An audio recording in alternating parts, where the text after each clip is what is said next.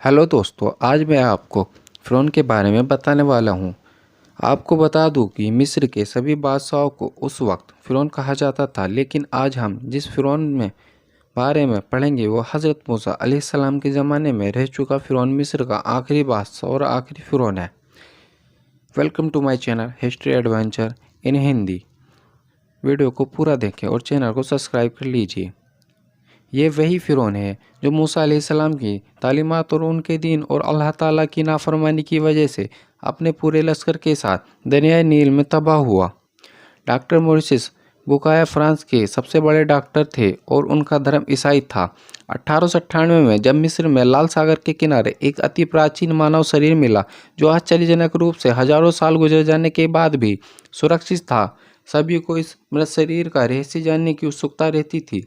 इसलिए शरीर को 1981 में चिकित्सीय खोज के लिए फ्रांस मंगवाया गया और इस शरीर पर डॉक्टर मोरिस ने परीक्षण किया।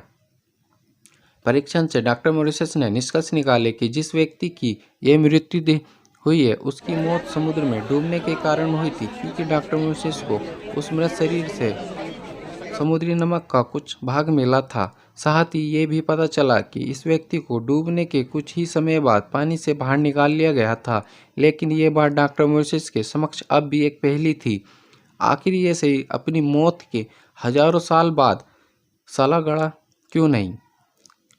तभी उन्हें अपने एक सहकर्मी से पता चला कि मुस्लिम लोग बिना जांच रिपोर्ट के सामने आए ही ये कह रहे हैं कि ये व्यक्ति समुद्र में डूबकर मरा था और फ़िरौन की जिसने अल्लाह के नबी हज़रत मूसा अलैहिस्सलाम और उनके अनुयायियों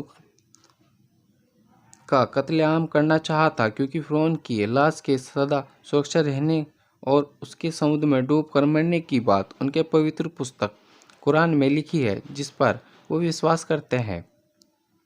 डॉक्टर मोरिस को ये सोचकर बहुत ही हैरत हुई कि इस मृतदेह के समुद्र में डूबकर मरने की जिस बात का पता मैंने बड़ी बड़ी अत्याधुनिक मशीनों की सहायता से लगाया, वो बात मुस्लिमों को पहले से कैसे मालूम चल गई, और जबकि इस लाश के अपनी मृत्यु के हजारों साल बाद भी नष्ट न होने का पता 1980 से महज 83 साल पहले चला है, तो उनकी कुरान में ये बात 1400 साल पहले कैसे लिखी गई?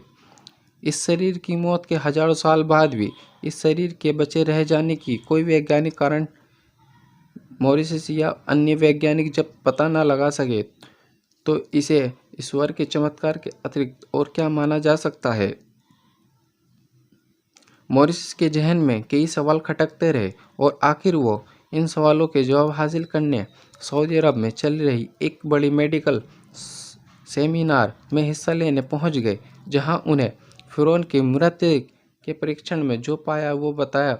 उसी वक्त डॉक्टर मोरिस की बात सुनकर एक मुस्लिम डॉक्टर ने कुरान पाक खोलकर सूरह यूनुस की ये आयत पढ़ के सुना दी कि इसलिए हम तेरे जिस्म को बचा लेंगे ताकि तू अपने बाद वालों के लिए एक निशानी हो जाए।